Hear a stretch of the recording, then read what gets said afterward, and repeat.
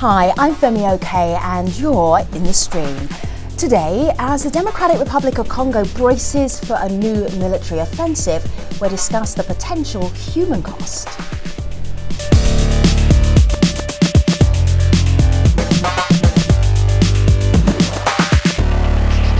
So over the years on the stream, we've revisited the Democratic Republic of Congo many times. Today, a particular slice of the story.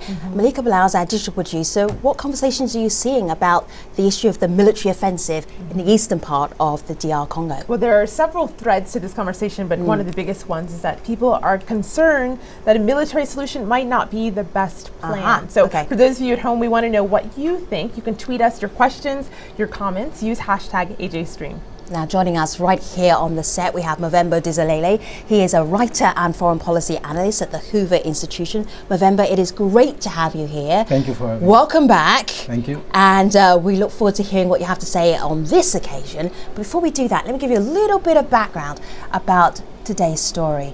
In Eastern Democratic Republic of Congo, Congolese and UN forces have begun a new military offensive targeting the Rwandan rebel group Democratic Forces for the Liberation of Rwanda, or FDLR. Now, after the 1994 Rwandan genocide, Rwandan fighters from the FDLR fled to Eastern Congo, and today they are one of more than 20 rebel groups occupying that region. But there are concerns about the latest offensive's humanitarian fallout. The last time a similar military operation was launched back in 2009, thousands of Congolese civilians died and 1 million people were displaced. According to the UN, 1.4 million people are currently displaced in the eastern Kivu provinces. So, could sending more troops to DR Congo help the region, or will it worsen an existing humanitarian crisis? With us to talk about this, we have in Goma, Gaius Kawene. He is a journalist from Eastern DR Congo. In New York, Jason Stearns, director of the Congo Research Group at New York University. He also writes the blog Congo Siasa. And also in Goma, Al Jazeera correspondent Malcolm Webb. Gentlemen, it's great to have you all here in the mix. Gaius, first of all, what is this plan, this military offensive? What do you know about it? Yes, what we know about this military operation in Eastern DRC is that the Congolese army, after the UN deadline passed, the deadline United Nations gave to FDLR rebels, Rwandan rebels, to disarm. And now the Congolese army is trying to start that operation without the full support of UN. What we know so far, in zones occupied by FDLR, people have started leaving their villages because they're afraid. Actually, even before the deadline of January 2nd, people already started leaving their villages. And people who are on the ground are telling us that some FDLR rebels, some of those Rwandan rebels have become now more fierce, more dangerous as the deadline approaches. All right, so guys, take a breath for a moment. So there was a deadline by which time these Rwandan fighters were supposed to actually give up their weapons. They didn't, and so this joint military operation between the UN and the Congolese army was supposed to then push them, out. Have I understood that correctly, Movember? Correct. Yeah? So that's correct, Femi. Right. So there was a deadline set for them to leave DRC or surrender. Yeah. Because the UN has estimated that about 1,500 of these rebels. Yeah. And 300 of them reported to a relocation center in Oriental province. That's just north of the Kivus. But the rest of them, 1,200, have not surrendered, so to speak.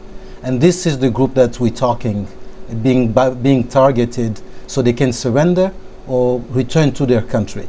But it's causing the problem that my colleague just highlighted. Right. Is the military option the best one, considering the collateral damages that can cause in terms of internally displacing people? B, is there another alternative in the sense that these are Rwandan nationals who find themselves in Congo in very difficult situation? Yeah. Rwanda want them disarmed, but is Rwanda prepared to take them back? And if so, under what conditions? Sure. And Rwanda is not spoken much as of late. You brought up a couple of questions. Do you have answers to any of your questions? Which questions? The ones you just posed right there, right here on this show. I don't have an answer because there's an element that is key. You don't have an answer. Yeah, because some of the answers will come from Rwanda. You know, I just returned from Addis, and they had what they call the oversight mechanism group meeting to discuss what should be next. So for Rwanda was absent. All right. So for lay people, was this convened by the African Union? This was convened by the African Union in Addis. Was it an emergency meeting? It was not an emergency meeting. It's coming up on the second year of an agreement that was signed by all the countries in the region about security and peace and cooperation about this security issue in Congo. Sure. But Rwanda was not at the table. That's not so nobody knows what Rwanda's position is, at least officially. All right. Okay. Take a pause for a moment. Let's see what the community have to add to this. Right, to add, because one of the things that Mavemba mentioned was this deadline. So Malcolm, we got this tweet from Abdul Baki, and he says, I think the deadline given to the Rwandan fighters by the UN has caused more attacks around Goma, and there were reports of rape this month also. So Malcolm, what is happening? What does it look like on the ground? Reportedly, the offensive has started. So what is it doing to the people that are there? As you can hear, the audio isn't quite working quite well. Let me go to Jason. Jason, this is a part of the world that you know very well. Are you getting any reports of what's happening down on the ground? The offensive technically started last Thursday. Yes, the offensive technically started. I don't think the real military operations have been launched quite yet. As Gaius has been talking about, people are preemptively leaving villages. They're very afraid of a repeat of 2009, when you saw an offensive cause widespread displacement and collateral damage against civilian populations. So there's a huge amount of fear on the ground. The big controversy of this week has been that these operations that were supposed to be joint operations between the UN and the Congolese army now all of a sudden have become less joint, if you will. The Congolese government now says that they will be taking the lead on these operations and the UN will be playing merely a supporting role. But other than that declaration, there's been relatively little news of specific attacks. Sure. Jason, how does it become less joint? What happened? So the FDLR issue needs to be understood as a political football, and it really is a political football. This is about attacking the FDLR, but it's about many, many other issues at the same time. One of the other issues is that relationship between the Congolese government and its Western partners, if you will, including the United Nations, has become more and more fraught because of issues entirely unrelated to the FDLR. There's been a clampdown on protests in Kinshasa over the last several weeks regarding a project to extend the president's term limit. This has caused enormous strains between Kabila and his foreign partners. And my interpretation of this announcement is that Kabila says, well, if you're going to push back on me regarding my constitutional term limits, then I'm going to push back on you on another issue that you want to confront, which is the FDLR. All right. So head back here to my laptop. This is Martin Kobler. Martin Kobler heads up the UN mission in DR Congo. He says here, the FDLR will be neutralized. This is my resolution and our priority for 2015. Movember, what does he mean by neutralize? I'm still trying to get a handle on what the plan is. Are they going to kill the FDLR? What is neutralize in UN speak? Well, I think the UN speak, if I can guess, I mean, only Kobler can really say what he meant, but I suppose is really to make it impossible for FDLR to be harmful again to the population. What does that mean? That means disarm them, relocate them, whether it's to Rwanda or into a third country, but end whatever the FDLR represent today. That would neutralize me. All right, Jason's smiling when I said neutralize, and what does that mean? Jason, you used to be involved in the United Nations. What does neutralize mean? I mean, I think it is a euphemism for military attacks. At the moment, what has been said, kill them. Okay, good. I mean, that's what I thought. I mean, in theory, there's an option for the FDLR to voluntarily demobilize and return to Rwanda. But I used to be involved many, many years ago now. Unfortunately, it's been now 12 years involved in these demobilization operations in the Eastern Congo. And what the UN basically does, it goes to FDLR units and encourages them to defect, to desert. And the commanders just stand there and laugh and say, we're not going to accept you taking our soldiers away from us. And so soldiers can desert, they can go back to Rwanda. It's very dangerous for them to do so, but it's desertion. It's not voluntary demobilization as much as it is desertion. So Gaius, you heard Jason explain right there what it would look like, kill them, basically, is that's what that word he translated to mean. But there's this tweet question from Vincent, and he says, how should we define success against the FDLR? So I'm interested in what you think success would look like, Gaius. Yes, actually, according to me, and that's my own view, success against the FDLR means first that all of them stop illegal military activities. I mean, they pass from being a harm to being useful to the community, either it's the Congolese or the Rwandan community. And that, I think, is the success. And it can go through military operations or even other means, or even different means combined, you know.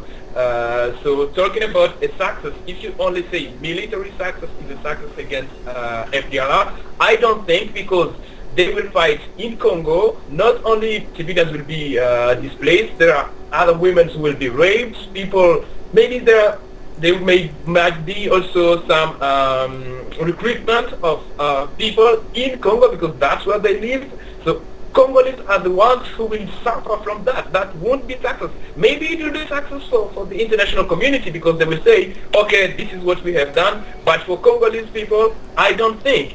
If FDR, let's say, they try to come back to Rwanda and it's not possible for them, where will they go? They will run back to Congo, where they will be stealing, I mean, food from Congolese fields, you know. People, they cultivate their food there, and if FDLR goes back again, Congolese will be the ones suffering. So I think that word success has to be considered as FDLR not being stopped from being harmful to being now useful. All right, let me just show you a little clip from a report that Malcolm Webb showed us on Al Jazeera back on January the 16th. He spoke to Rwanda's foreign minister about these Rwandan fighters who are now currently in eastern DR Congo. Have a listen to this clip. Across the border in Rwanda, the ethnic Tutsi-dominated government says dialogue's out of the question. We spoke to the foreign minister. The FDLR is not a political organization. It's a bunch of thugs who committed genocide, who have kept civilians, their families, hostage. So that should be very clear, that nobody should even think that there is any kind of political claim that this group can have. Malcolm, bunch of thugs. What have you seen of the FDLR that does that corroborate with how Rwandans sees them? What are they doing down on the ground that would make the Rwandan foreign minister call them thugs? Well, I think a lot of it's to do with the past. Rwanda accuses several of the leaders of the FDLR of genocide. But then if you look up the makeup of the group now, I mean, we've met them a couple of times, and a lot of the people that you see there are young. They've either been born in Congo, or if not born in Congo, would have been small children in 1994 when there was a massive exodus of people, including the militias that were responsible for the Rwanda genocide. So I think, as far as we understand it, there's a minority of, there must be a minority of people in the FDLR who are responsible for genocide in Rwanda, simply because so many people in the group just aren't old enough. On top of that, though, the group has been accused, of course, of lots of atrocities here in Congo, and the civilians that we've met in the villages and the areas they control consistently say similar things. You know, at the very least, the FDLR do tax people of their crops, and often it's worse with looting or raping or killings and so on. So, I mean, certainly amongst the people here, then they don't have there's very few people that have had any positive experience of the FDLR. What's your feeling about down on the ground as to whether people welcome a military offensive or not? Well, a lot of the villagers we've spoken to in those areas, I mean, everyone, or almost all of them, would agree that it would be better if the FDLR could go home. But a lot of them are sceptical about a military operation, largely because of their experience of previous military operations against the FDLR by the Congolese army, by the Rwandan army, and by militias over the last couple of decades that are widely believed to have been backed by the Rwandan government. And people say that in all of these offensives, lots of civilians have been killed, have even been targeted.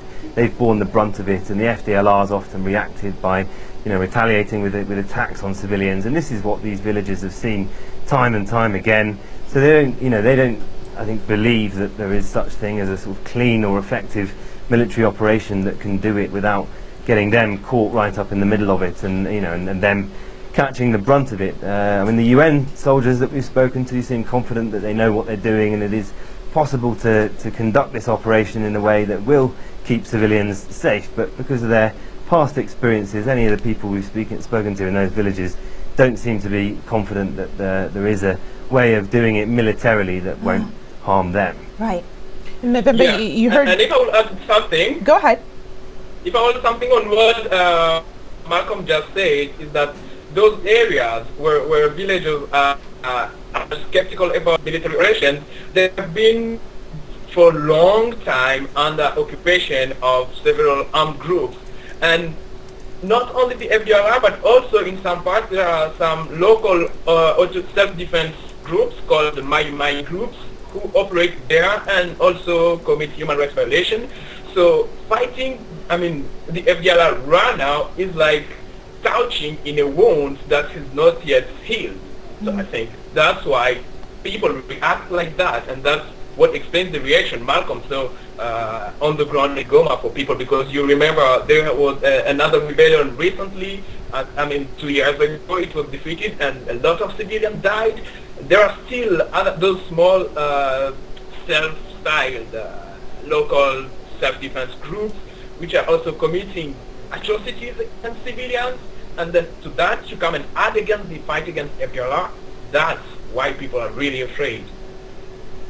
Mavemba, you heard both Malcolm and Gaius talk about the humanitarian situation there. So we have this tweet from David, who really is just echoing what they're saying. He says this is a forgotten war in sub-Saharan Africa, and he lists several stats. Most of them we've corroborated, but more than 5.4 million people have died. 2.7 million of the dead have been children. These are all ones that are circulating online, but clearly there is a humanitarian crisis. So that leads me to my next tweet, which is there an exit plan? This is from Arnold, and he says, after hunting the FDLR rebels, what next? Refugee camps? Will they be allowed to return to Rwanda? Do you see that happening? Well, I'm not sure what Rwanda will do, but Rwanda has a critical role to play in this, Malika, in the sense the Rwandan citizens, the rebels, some of them are genocidaires, but we cannot leave this issue to Congo alone, because are not Congolese citizens, but also this is a reflection of the failure of leadership on the Congolese part. The FDLR is only one group. Like guys were saying, there are at least 20 groups in the region, some smaller, some more dangerous than others. But the political failure in Kinshasa, we had protests the last 2 weeks. Internet was cut off. Right. People cannot send text messages. The revendication, the grievances of the people in Kinshasa reflect the grievances of the population at large. Insecurity, lack of delivery of services, lack of a competent, adequate military to take care of these kind of problems. So we need to keep that in that context. Yes, it is a forgotten war, but it's also because the international engagement with Congo has been pretty bad, pretty inadequate in letting the government of Congo get away with resolution that they've signed to without delivering. This is part of the problem. So we should not just focus on the Kivus or the FDLR. Congo is a big country, and the problem is much bigger, actually farther from the Kivus in Kinshasa, in the hands of the leaders of the country. And of course, we don't have the current administration in the DRC here in this conversation, so this is your point of view. Correct. that you're sharing here with our international audience. Jason, this operation is known as Sokola 2, cleanup number 2. How do you clean up a group of fighters who are living in a community? Is that even possible, feasible? And you tell us that neutralize means kill them. So how do you kill people within the community and not hurt anybody else? It's extremely difficult for several reasons. First of all, the FDLR is different from other armed groups in the region. They have no ambition to control a particular area. The first reaction to the offensive will be to run into the bush and to hide. To hold civilians hostage, to use civilians hostages as leverage against the international community. They've done so before. In 2009, for example, when the last offensive took place against the FDLR, there was a strategy implemented by the leadership to carry out humanitarian displacement and harm as an instrument to use against the international community. The FDLR, as you mentioned, is deeply embedded within these communities. So even if they didn't have that intent to harm the population, FDLR carries out a range of activities ranging from many money lenders. They're the biggest money lenders in some areas of Eastern Congo where the FDLR, because they have large access to cash. So Jason, without being too graphic, how do they do this cleanup then? So the ideal way of carrying out this cleanup would be to carry out targeted, what is called sometimes surgical operations against the FDLR leadership, identifying their top leaders and then targeting them. That would require special operations capacity, capacity that most believe the Congolese army probably does not have. And so what we're more likely to see is more conventional counterinsurgency, which is just going village by village and cleaning up, pushing people out. You're probably not likely to see a lot of firefights between the FDLR and the Congolese army. The FDLR will be gone by the time the Congolese army has arrived, and they'll then carry out vengeance attacks against local civilians. Oh my goodness. Also the intelligence gathering is very important. Sure. All right, guess I hear you all. So we've got Malcolm, we've got Gaius, we've got Jason and Movember. We are taking them all to the post show at stream.aljazeera.com. Very complex issue in a very complex region of Africa.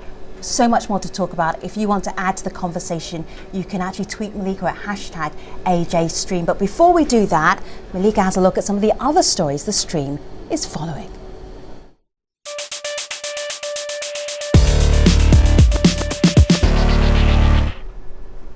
We start in Malaysia, where a campaign calling on girls to save their virginity has drawn both heated criticism and praise. Promoted by Dara magazine, the campaign, complete with the hashtag and two-day event, encourages sexual abstinence in a bid to end teenage pregnancies. On Twitter, some showed their support, while others criticized the campaign. Great tweets, "Save Your Dara campaign is ridiculous. What's needed is proper sexual education, support clinics, health screenings." Next to Kenya, where Twitter is abuzz over an investigation by broadcaster NTV that alleges a Nairobi college handed out fake degrees. Have a look at this. I caught up with Ahmed Hassan, our undercover student, after his conversation with the lecturer. We met for about 30 minutes. I explained my predicament that I needed an urgent certificate. He told me he's in a position to do it. Then I gave him my details. And then he requested for a down payment of 1,000. Well, after the program aired, many protested NTV, accusing it of bias. Others called for change. Jeremiah tweets, "Nairobi aviation is just a drop in the ocean. The government must take action." Well, finally, a Jeep ad during the U.S. Super Bowl is grabbing attention online for including a veiled Muslim woman. Have a look.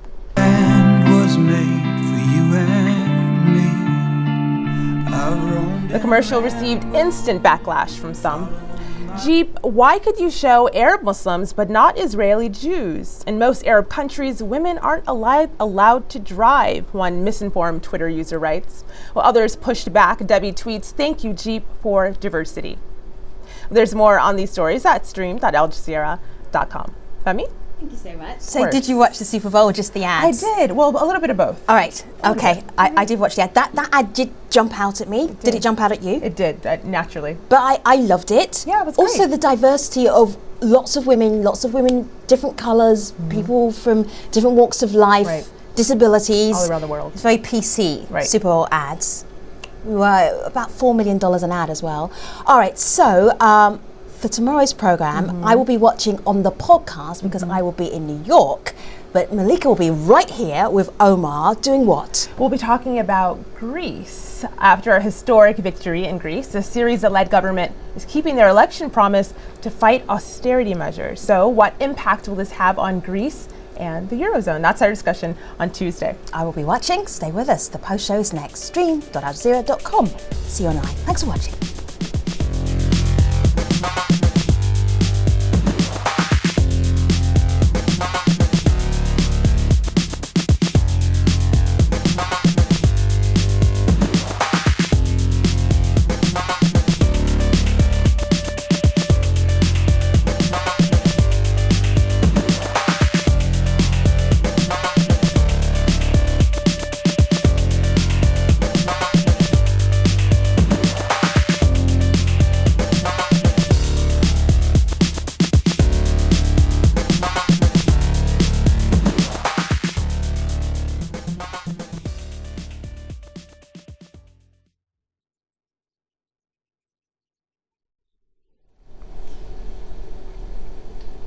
Hello again, this is the Stream's online post show. We're discussing how violence in eastern DR Congo could be addressed. Let's get right back to that conversation.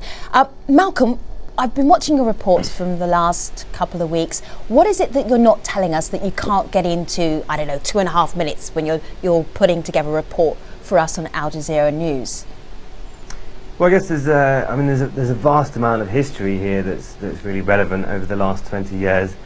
And then there's also, I guess, the experiences that people have had. I mean, if you're reporting on one armed group, the FDLR, they've had really bad experiences of lots of different groups over quite some period of time, and with the Congolese army as well, which has also been accused of widespread looting and other crimes. And I think it seems only when they're paid and when they're fed, which is something that has happened recently with UN support, it's only then that they've become more effective and paid better. But that's not the reality that a lot of people have experienced here for a long time.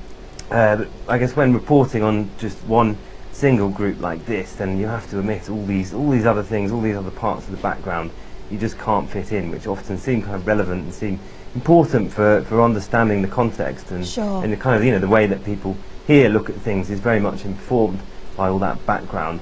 Feels like you have to simplify it quite a lot. Right, okay. Let me bring in Malika. What's our online community wanting to talk about? Well, as you mentioned at the very beginning of the show, this is a really big topic. Yeah. So this is a tweet that references how big this topic is. I'm going to read this for you, Jason. This is Florence, who says, "I believe the conflict in the DRC has lingered because its drivers have not been addressed. The UN is only treating the symptoms." So of course, our post show, we don't even have enough time to really delve into all of the drivers behind this crisis, but could you dip in a little bit for us and give us what your thoughts would be to this person's tweet that the UN is really only treating symptoms?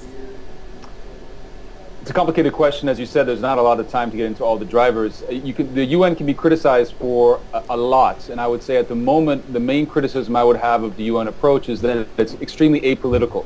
The UN is treating the problems in the Eastern Congo as this was a technical military issue, whereas most of the problems in the Eastern Congo, be they of the FDLR or the other armed groups, are deeply political. They have to do with regional interference, Rwanda, Uganda. They have to do with the inability of the Congolese government to set up its own accountable, transparent state and governance systems. And so that, I think, is the main criticism that I would have for the UN. It used to have a political approach, but unfortunately it's been deprived of that role ever since the 2006 elections in the DRC, for example.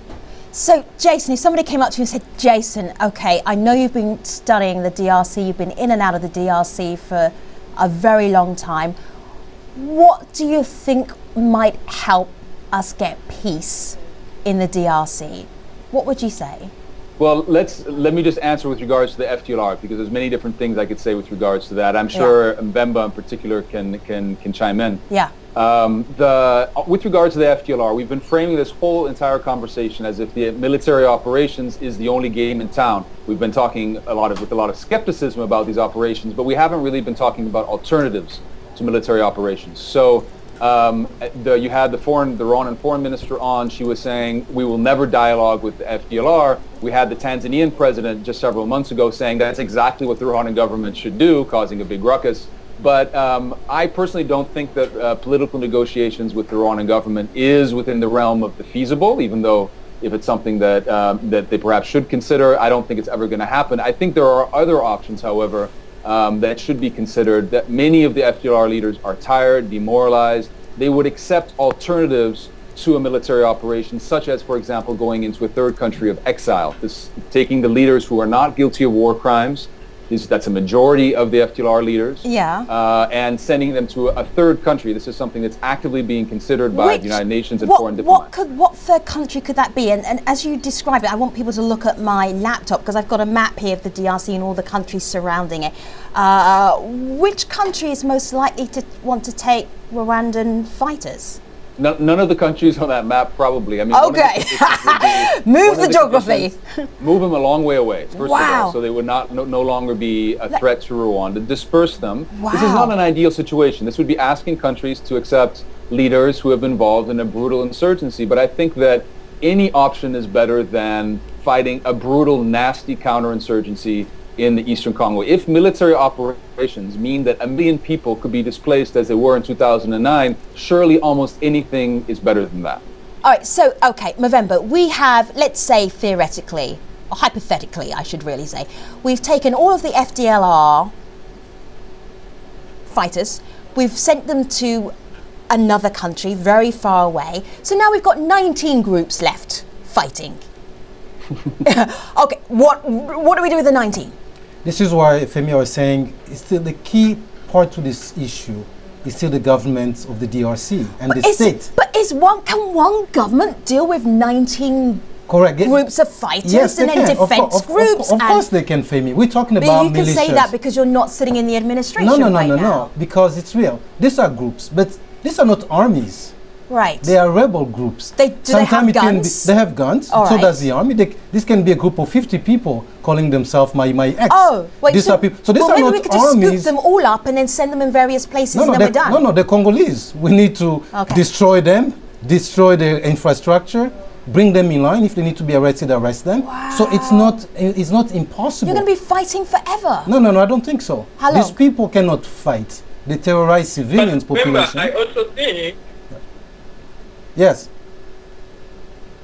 I was saying, I think that when you talk about the political side of the nation with other groups in DRC, you should also mention maybe that some of those groups have support within the political class.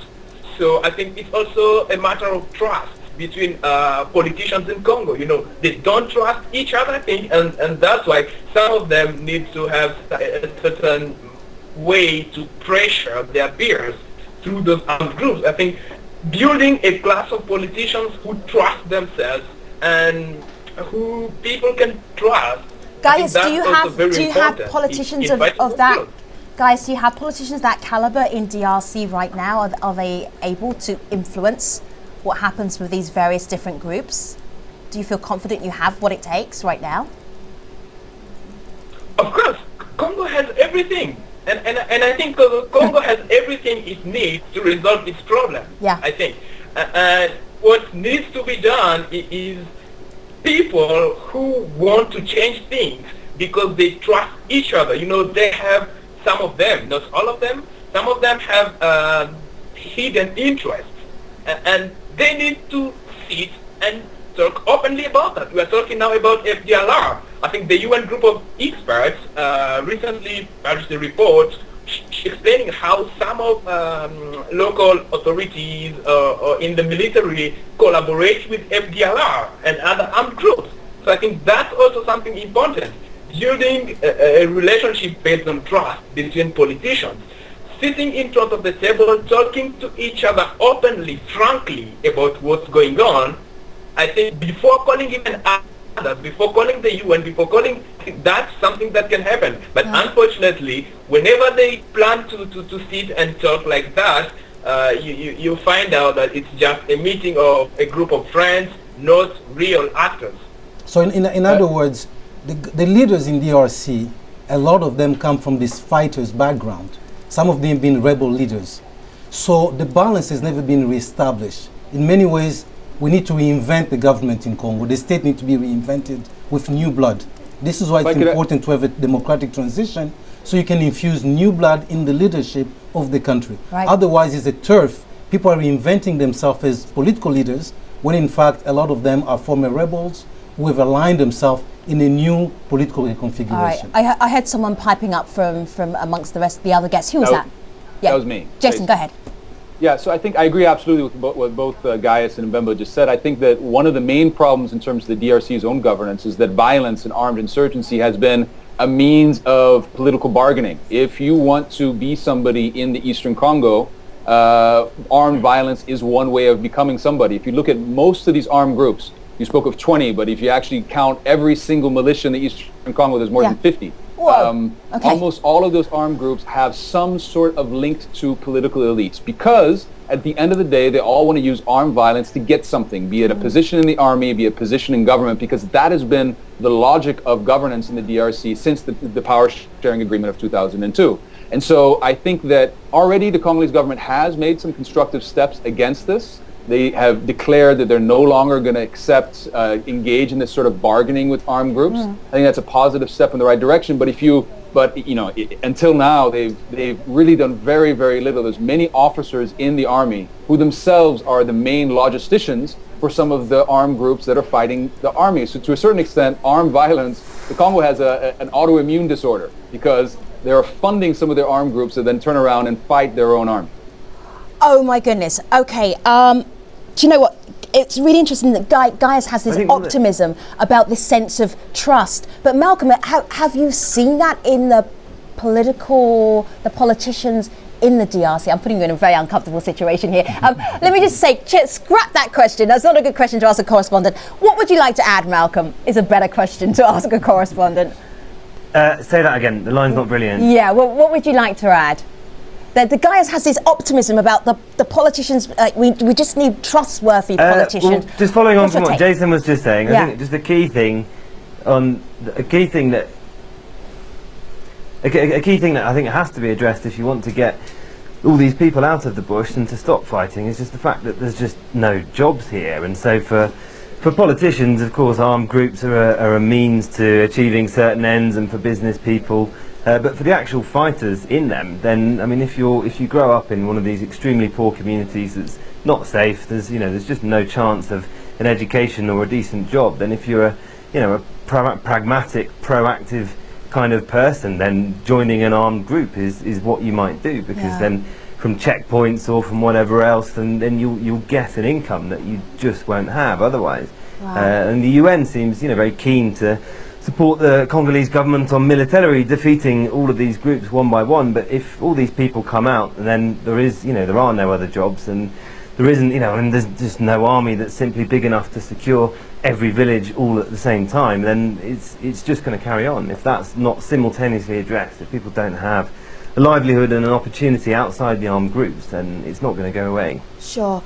Wow, I feel the same way at the end of every conversation about the Democratic Republic of Congo. I feel like the issues are as huge as the geographical region of the country itself.